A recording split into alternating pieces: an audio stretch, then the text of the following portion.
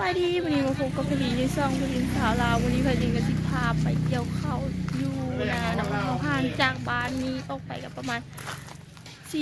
40กิโลเมตรเนาะก็คือเฮาสิขี่เรือไปนั่นเองไปเจอกันอยู่ทางท่าเลยตอนนี้ก็มาฮอดท่านะเป็นที่เรียบร้อยจุกคนไปเกี่ยวข้าวจิบมันมากนี่ ทำตั้งแต่ห่างน้ำป่าทำไปลำเพื่อเพื่อไปไอ้หุ้นลุงเทพเป็นวันกำลังลงเรือไปมานั่งเจ้าตอนนี้เฮากาลงเรือเตรียมเดินทางออกจากท่าน้ำไปนา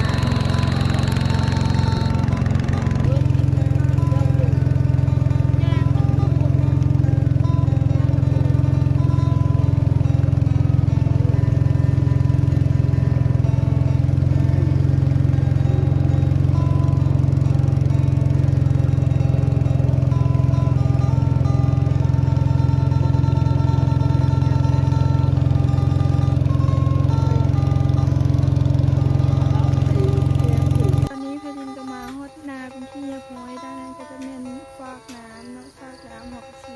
ขึ้นไปถึงนาอยู่ถึงเป็นยางไปก่อนแล้วเพิ่นมาเกี่ยวข้าวนำไปกันเลย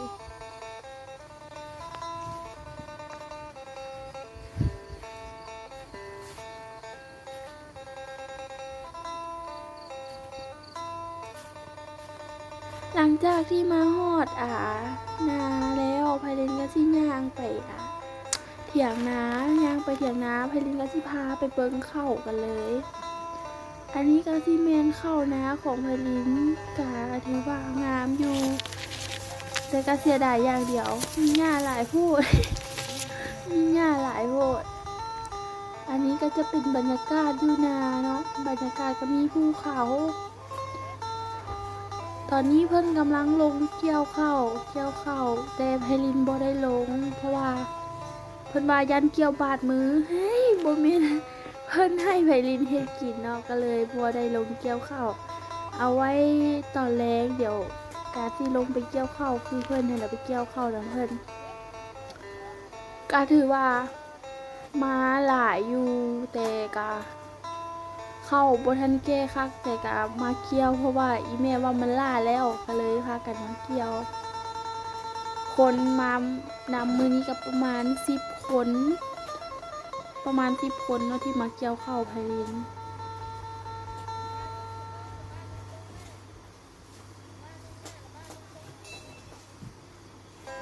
เฮาก็นั่งเบิ่งเพิ่นอยู่เถียงแล้วก็เฮ็ดกินไปนำแต่ตอนนี้บ่ทันมีอิหยังเกิดขึ้นนั่งเบิ่งเพิ่นเกี่ยวข้าวอยู่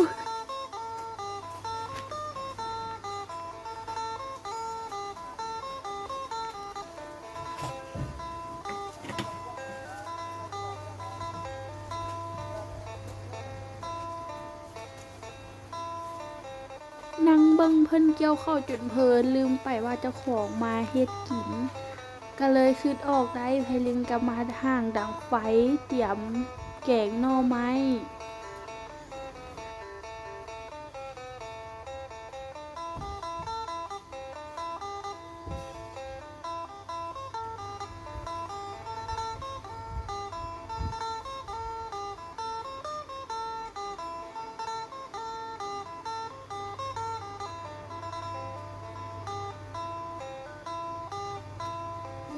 ตอนนี้ไพลินก็ดังไฟแล้วเนาะก็ถือว่าติด ติดอยู่คิดว่าไฟสิบ่ติดก็ทิ่มปลาไว้แล้วเราก็สิไปเอาดอมาปอกกันเลย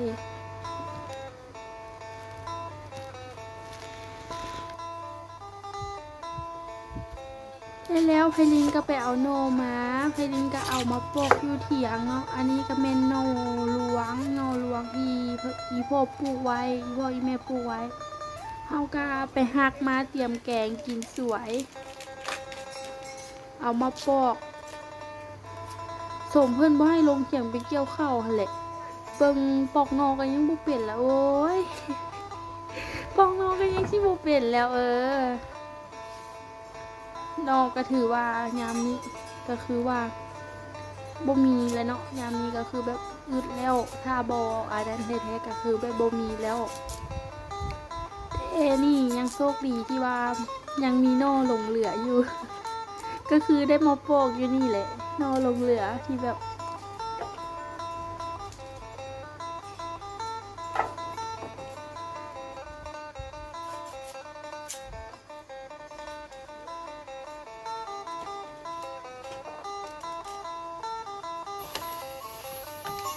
ตอนนี้ไพลินก็กำลังครัวป่าที่อีโพไปแวดมองมาก็คือป่าที่เฮาครัวแล้วนั่นเองก็ชื่อว่าประมาณนี้อีโพไปแวดมองมา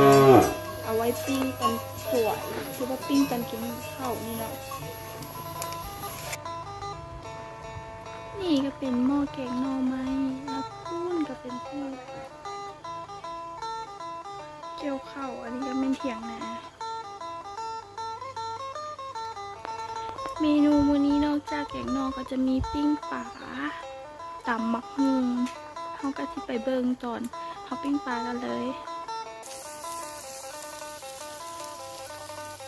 นี่ก็เป็นปิ้งปลาธรรมชาติหลังจากที่เขาแกงนอกสุกแล้วเขาก็ชิมาปิ้งปลาเป็นปลาธรรมชาติอยู่ไฮอยู่นาก็ชิมีประมาณนี้ของกินจากธรรมชาติ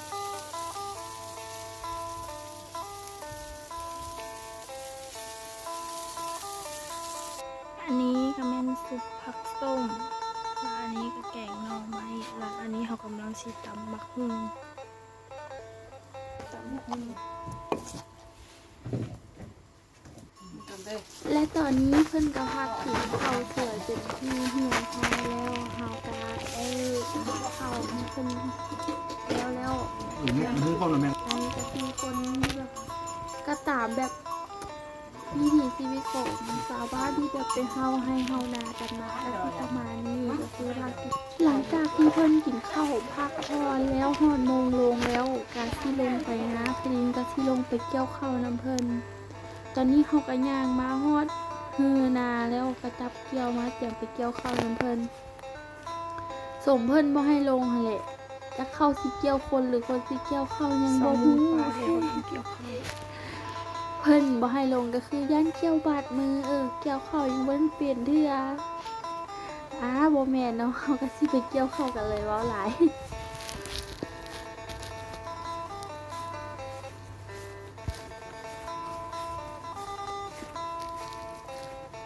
อันนี้ก็คือเพิ่นมาเกี่ยวก่อนเฮาแล้วเพราะว่าบ่มีหยังเฮายังคาเมียนเครื่องยึดเสียงแล้วเฮาก็เฮ็ดมาเฮาก็สิลงเกี่ยวข้าวกันเลย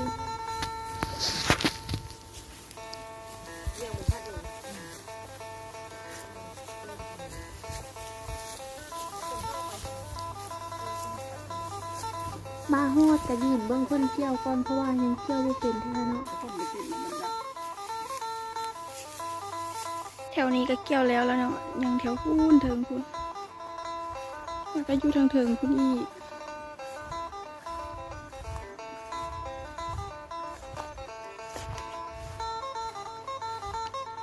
ทางนั้นเพิ่นก็กำลังเกี่ยวตอนนี้เพิ่นเกี่ยวเข้าไกด์สิเหมือนเฮอแล้วเพิ่นก็มานั่งเซาเมื่อยเนาะบางคนเกี่ยวแล้วลากลับไปมุกแบบเป็นหน้าซอยกันให้มันแล้วแล้วก็ได้มาเซาเมื่อยพร้อมกันหลังจากที่เซาเมื่อยแล้วแล้วก็มาต่อฮือใหม่มาต่อฮือใหม่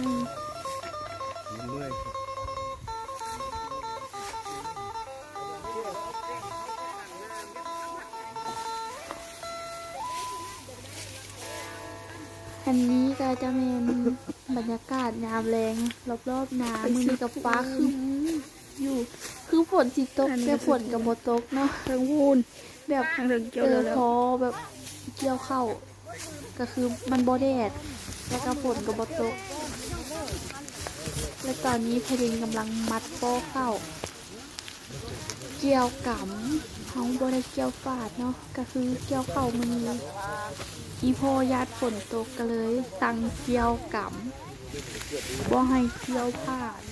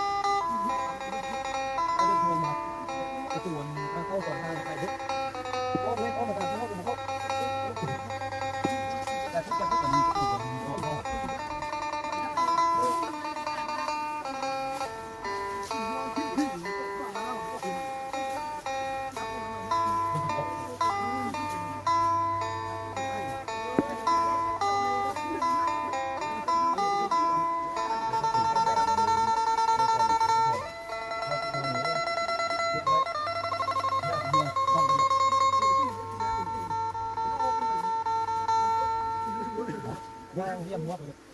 ทุกคนเลยทุกคนข้ามได้หัวทุกคน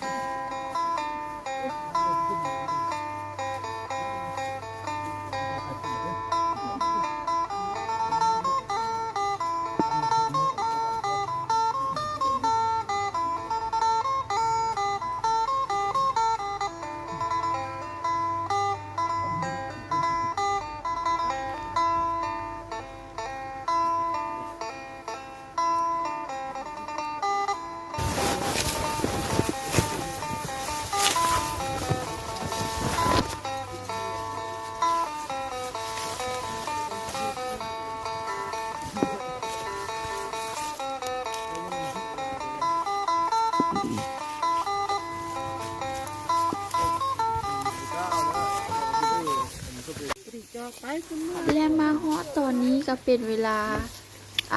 ประมาณ4 โมงก็ยักมืดๆแล้วเนาะเขาก็เกี่ยวข้าวแล้วแล้วเขาก็สิเมื่อเนาะ ไปเถียงยุบ